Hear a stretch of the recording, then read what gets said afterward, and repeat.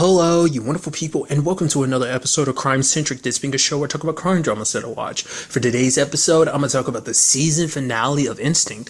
A great season finale. In this episode, this particular case involves a woman named Christy being murdered, but they kind of frame it to look like a suicide, but they kind of leave all these messages behind, putting her wedding ring in her mouth and everything, because her ex-fiance, because they just split up very recently because they went into an argument, it was all kind of pointing towards him being the killer. They end up framing him for another murder, actually, because there's a dude named Chad who's her high school sweetheart that she was meeting up with, which kind of led to the whole Max finding out, and it kind of turns into this argument. She broke up the engagement and stuff like that. He's going to be framed for that one too. Luckily, but also unlucky, he was in an accident because a deer ended up running out in the road. He ended up getting a motorcycle accident. Fortunately for him, that happened before Chrissy was murdered, but all the evidence was pointing to it being him. And so it ends up turning out that there are connections running deep. Chad has this connection to this new upcoming dude named Bobby, who's going to be the new senator. He's got a buddy named Brophy. So all these connections, and they're part of this group known as the Lambsmen, which that was kind of interesting when Dylan was breaking that down about they don't work on the same time as normal people. They work 5 minutes ahead or something like that, or what we would consider, us normies would consider 5 minutes ahead or whatever, just by the way their clocks are set. Basically the secret society thing. And I was like, oh, that's such an interesting thing. Oh yeah, side note, I should go ahead and talk about it. I thought it was so interesting. Obviously Naveen Andrews, who plays Julian, gets connected to the actor who pops up in this episode who plays Charles. It's the same actor who plays Milton, aka Whispers on Sense8. I was like, what? Especially considering Sense8, ended technically, last month. So I just thought that was I was like, wow, that's so interesting that you're in the same show. They weren't in the same scenes, but it's just you exist in the same episodes. I just thought it was kind of an interesting thing. But then it's kind of get more and more interesting because it turns out that Christy wrote a book and Chad was connected to that book. It was a book about something that happened 15 years ago. Turns out there's a buddy of Chad's, Brophy, and Bobby's that disappeared. His name was Tony. He disappeared 15 years ago. So they're thinking the book might be about that. And that's what this was all about, covering up, because it's also about Brophy and Bobby being a senator and Brophy kind of being this businessman or whatever. The fact of the matter is, it would have destroyed their lives if that had come out. So, because Chad couldn't live with himself knowing what had happened. So he was going to try and tell the truth. And that's why they were both murdered for this, trying to tell the truth about this whole situation. But you also had the Lambsmen, in particular Charles, he's trying to keep everything on the wraps. He wasn't expecting them to actually kill anyone, because for him it's okay, there's no actual book because Chrissy never really gave me one, and he looked everywhere. It's so there's no book. So he was okay, you'll scare them, but it turns out nope, he killed him. And then in actuality, it turns out tried to kill him as well. Fortunately for him, I thought it was a little suspicious. I was you just happen to be alive. But it's I guess if someone was able to get to those crime scenes in time, they would have known and been able to get to him in time and saved him. But luckily enough, Charles was being saved. So I'm curious whether that would come up again, the whole Lambs men situation. It just comes up in this episode, but it's you never know with those type of secret society things. Might turn into something big. Who knows? That dude Brophy is such a cocky a-hole, because he's and if I did do it, because he had kept surveillance, he had broken into Dylan's place and put some surveillance equipment in there. He was having Lizzie followed, which the whole thing about just a lot I need to kind of break down, but nevertheless I'll kind of swing back to that later on. But the fact of the matter is that Brophy tried to turn things on Dylan. It's oh yeah, a man who's having second guesses about having a child and stuff like that because he's empty on the inside, because he had an absentee father, and just thinking that being a father himself might fill that hole in him, and that whole thing kind of tearing Dylan down. I'm this asshole, because even Dylan just kind of had to stay in there and take it, and even Lizzie had to be yo, slow your brakes, that's enough. And she's you really took all it. He's I had to, because it made Brophy slip up. It showed you he kind of let slip a lot of his thought process of oh yeah, cutting out the weakest links. So that meant like he kind of let it slip his mentality, and it's like the fact is that he always wants to be in control, and if you are a weak link, you get cut out. So that's what made them decide to go check up on Charles. So, but it's like, man, you were such a dick. Could you look any more guilty, you pompous asshole, you know? But it turns out, it seems like Brophy's the one that was specifically behind it. Bobby wanted the truth to come out, but Brophy's the one that kind of kept him from doing it. So he's testifying against Brophy now. And so everything's kind of closed. The reason why they couldn't find the book is because Christy was smart and she sent it to her mom. Luckily for her, because if she had given it to Charles, he would have just probably burned it, you know, because the whole secret society protecting its members type of thing. So, because it's kind of crazy, like, I know I'm skipping around, but the person leaving, like, I should have figured, because it's like, oh, we're dealing with a person who's like a senator as well as someone in a powerful position and stuff like that. I figured that should have been the case, but there was a part of me wondering, like, if this had something else to do, like, if, like, the whole Dylan's place being bugged, or like that lady following Lizzie. I thought maybe that might have been something else, like, oh, maybe that's a subplot that's connected to something else, maybe that's connected to Julian and Dylan specifically, but I don't know. Which, speaking of the whole Lizzie and Julian situation, I think it's so funny in this episode is like Dylan comes over and it's like, oh wait, what's going on here? And then he's like, oh, maybe we should, you know, Julian's like, maybe we should talk. You know, I just made tea. And he's like, no, got to get to a crime scene, but we're definitely going to talk about this later. And he's all snooty about it, because for him, it's like, yeah, you're dating, you know, one of my closest friends who happens to be a playboy, which, once again, I don't know if they ever had that conversation this episode. Like, at least within the confines of the episode, it never seems like Lizzie ever has a powwow with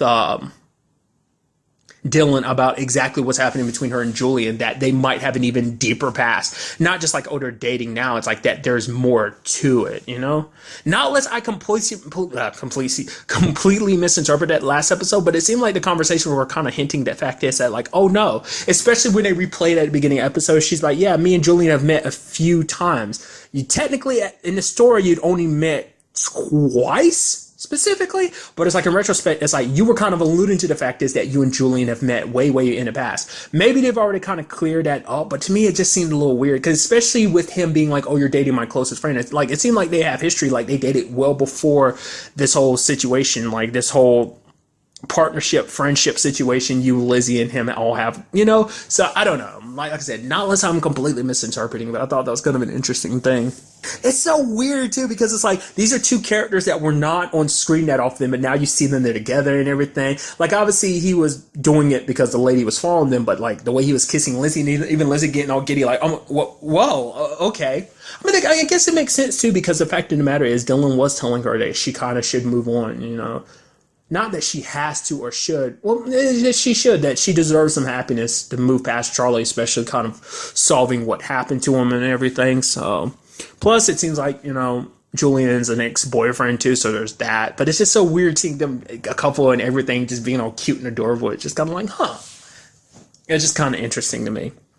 But another plot to this episode was the whole situation with Andy and Dylan adopting. And obviously Andy, it's like, oh, he's all excited about it. Dylan, obviously you had the whole situation with Brophy. Like, from the very beginning, you could tell Dylan wasn't as excited, but you could also tell it was most likely that, being fear. Because for one, it's like, I think on some level, Dylan, it could go either way, because Dylan could either be interpreting it as like, well, the fact of the matter is, I want to be a dad just to prove that I could be a better dad than my own dad. To be fair, once again, it's a situation of it's all about before. He wanted to be a dad, he always wanted to be a dad.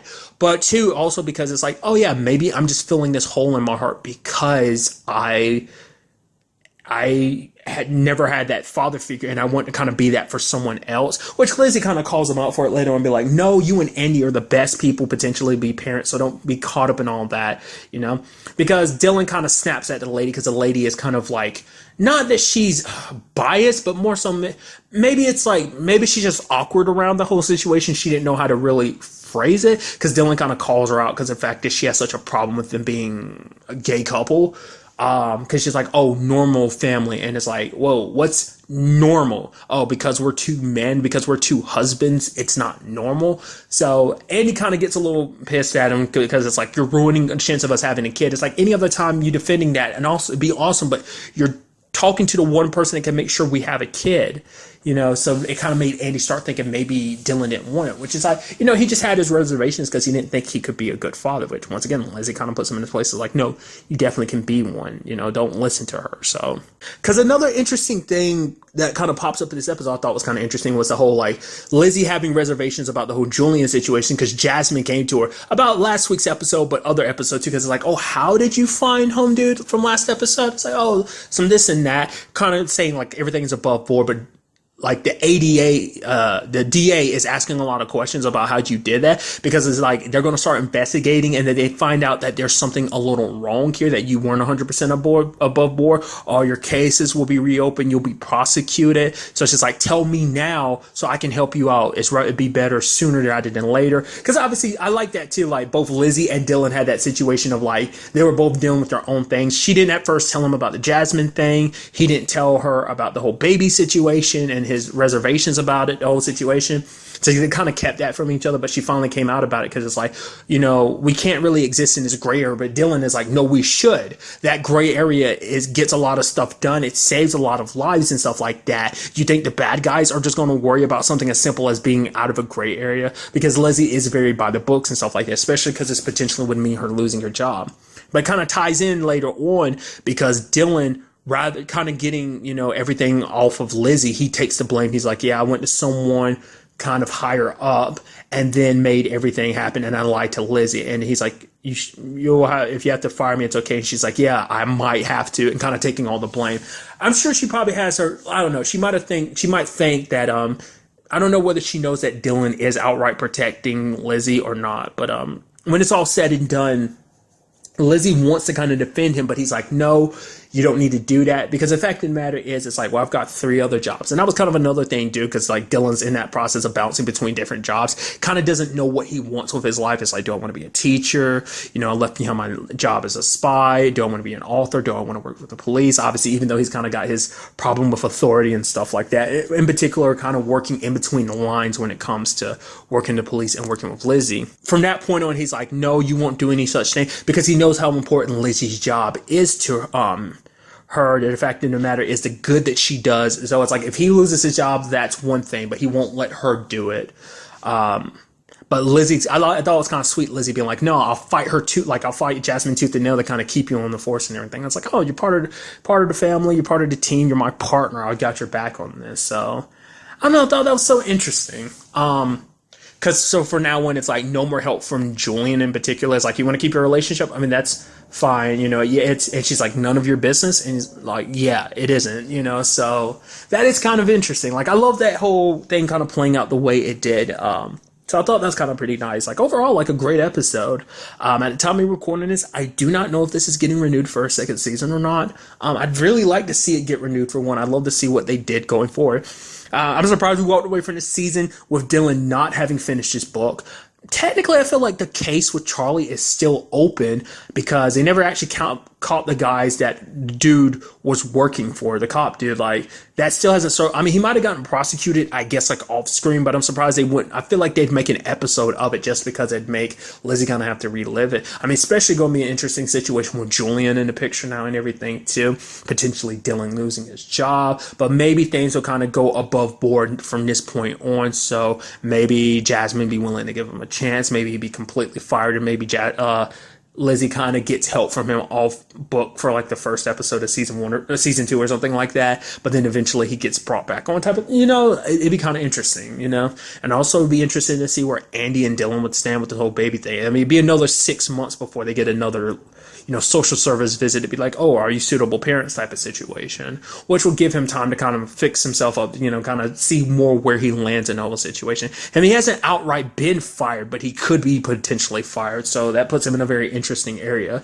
Also interesting too is we never really got to, like, we saw it here and there, but like eventually throughout the season, it started showing up less and less was his teaching job. It never played a big role to begin with, but it was just here and there, but it got less and less as the season progressed. So I'd be curious to see if in season 2 would they focus more on that either. I mean, I think that's also supposed to fit into the whole situation of like, oh yeah, like I don't know what I'm doing. Like, I don't know where my mind and my heart is with this whole situation, being a father, being a husband, being, a teacher, being an author, being a cop, like, you know, so many different hats he's got to wear, or some that he is currently wearing and others he might potentially wear in the future, the whole father hat and situation. So it's also curious too, because I forgot to bring it up earlier, but it turns out this Lambsman, his dad is actually a part of that too. His dad tried to bring him into it, but he was like, no, which is kind of like, that might be something in the future. I mean, that's another reason why Dylan knew so much about it. But to be fair, it might be something we'll see, like I said, maybe that'll circle back around in some shape or form, storyline wise. I don't know. I'm curious also to see more stuff from Dylan's past coming, because Brophy ended up bringing up some stuff of like, oh yeah, he'll bring up a lot of stuff from Dylan to the surface. I mean, which is kind of dangerous considering the fact that Dylan's got all that CIA stuff under his belt. That could still be something that happens where Brophy tries to ruin Dylan from jail or something like that. Potentially, I don't know. Like I said, I don't know if this is getting renewed for a second season. I'd love to see like what they would do with the second season going forward with this. I would assume it'd probably be longer too, just because like I feel like typically, not always, but typically first seasons tend to be kind of on the shorter side. With some TV shows, it depends. You know, a lot of stuff ends up being kind of test runs and stuff like that. So I'd be curious to see what kind of cases they get in the second season and just what storylines would follow. You know, I definitely would like to see stuff from like Dylan's past, from his CIA days, kind of circle back up and down. But like I said, we just gotta have to wait and see. So. But really, that's all I want to talk about in this episode. Till the next time we meet, be happy, be safe, live life to the fullest, and enjoy it. Good day and good